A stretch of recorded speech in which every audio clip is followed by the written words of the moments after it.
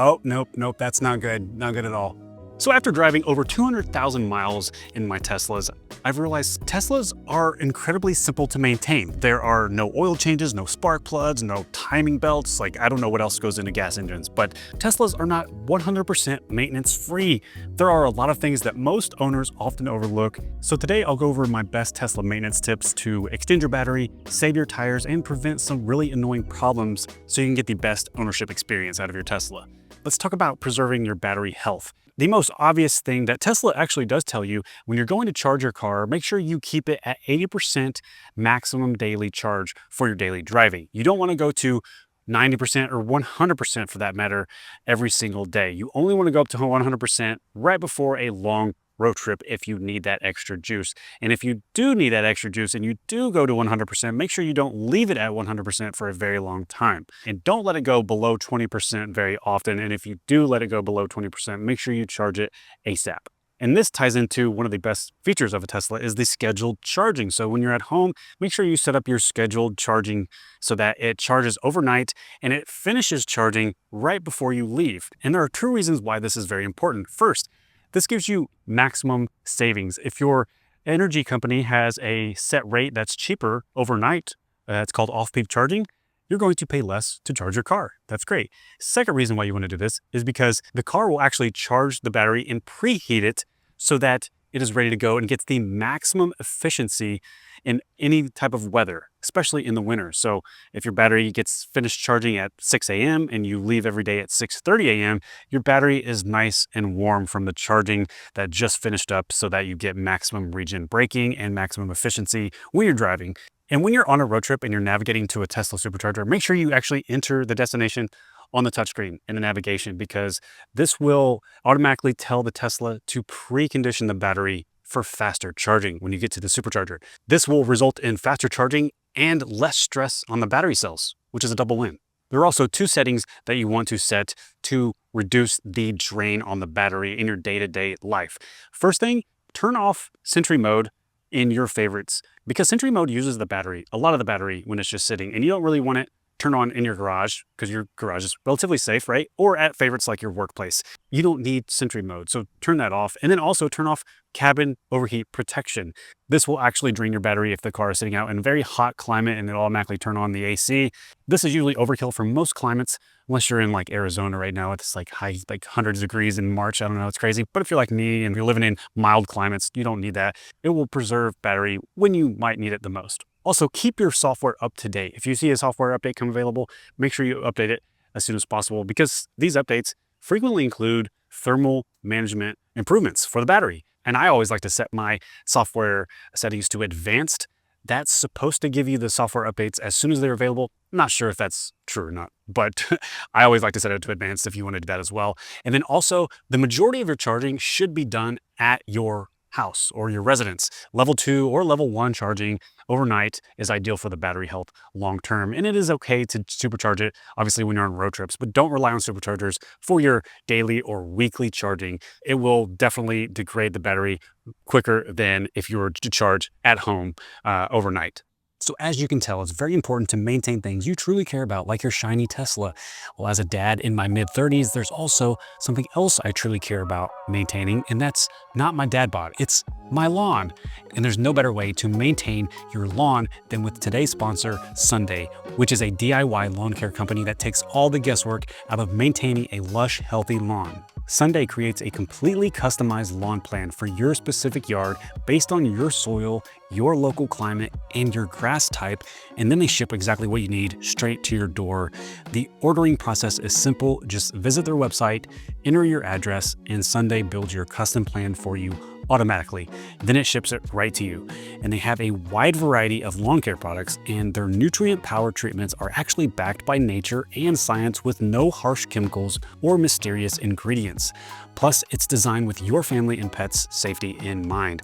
So don't be the person that just ignores your lawn or grabs whatever fertilizer is on sale at the local hardware store.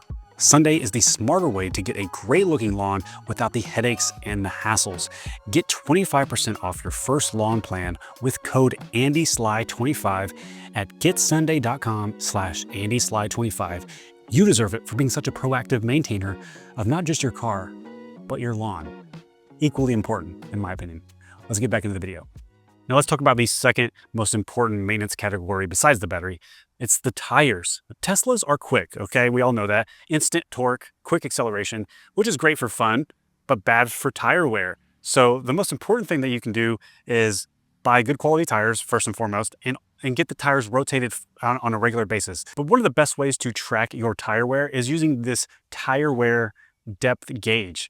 You can get a pack of 2 from Amazon for like, I don't know, a few bucks. And it's great. I keep one of these in my car at all times, and you can quickly measure the tire wear. This will tell you instantly how well your tires are holding up. And if it ever gets to the yellow, you need to change out your tires and replace your tires. If it's in the red, you need to do that ASAP, okay? If it's still in the green, you're good to go. So definitely keep one of these in your car and track your tire wear. It takes a few seconds to do each tire and make sure you're good, because tires are a big factor for efficiency, but also safety. Now, there are 2 ways that I recommend Tesla owners get their tires rotated. First is through the mobile app, the Tesla app. You can get a mobile technician to come out, rotate your tires for 60 bucks. I think that's the current price. But an even better deal is if you have a discount tire nearby, they rotate Tesla tires for free. And you don't even have to have bought the tires from Discount Tire. As long as it's a Tesla, they'll rotate the tires for free.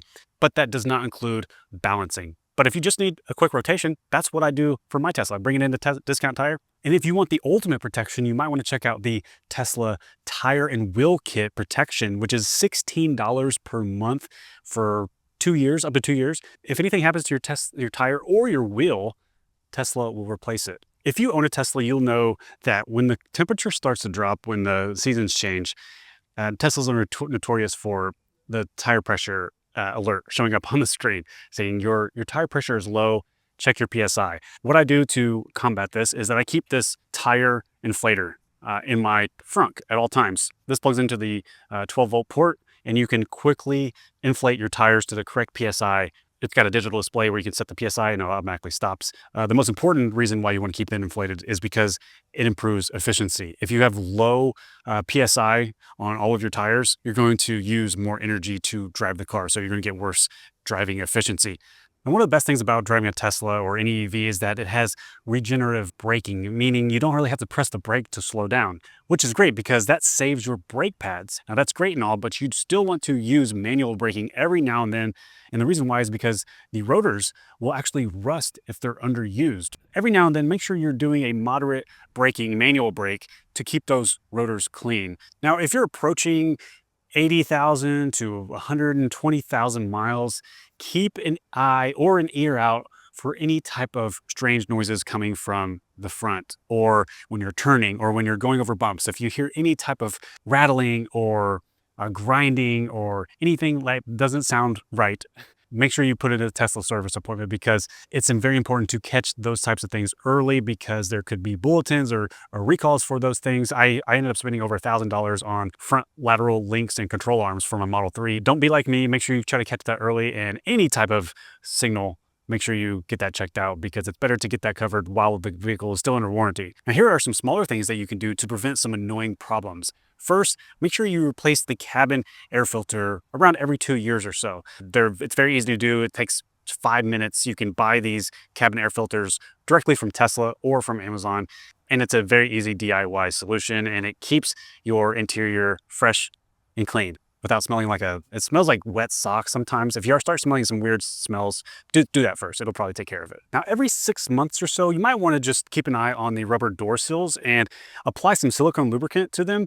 And this helps prevent cracking or squeaking or potentially some frozen doors in the winter, especially important if you live in a colder climate. And if you are ever in a colder climate and your Tesla has frozen over, a quick tip is to just use the Tesla mobile app to preheat the car, and it will actually help defrost the door handles so that you're not trying to break your door handle trying to open up your car. Also, there is a little known tip in the Tesla mobile app. You can actually unlatch the door using the app, which is awesome. And if you are in a winter climate with a lot of salt on the roads, you might want to just keep an eye on the charge port area. Make sure it's clean, keep it clean under here and around the charge port area as well, because some salt or dust or dirt will build up over time. And another thing to keep in mind about charging is periodically inspect your charging cable. You definitely don't want to have any frayed cables. That is a safety issue. But for the most part, those are built pretty well, especially if you're in a garage. You shouldn't have any issues with it. But if it's exterior or outside, you want to be more prone to looking at that and inspecting that. It's always important to keep your exterior cameras clean, especially this rear camera. It's good to clean those cameras off pretty frequently and make sure they're clean. Now, the newer Teslas are going to hopefully, like the Cybercab, will have automatic camera cleaning built into it, which is nice. I wish they would be able to retrofit our old Teslas for that, but for now, we're just gonna do it the old school manual way with our finger, okay? Or our shirt. You know, you don't need any fancy cloths. It just takes a shirt and you just walk around. It takes 1 minute to do all the cameras.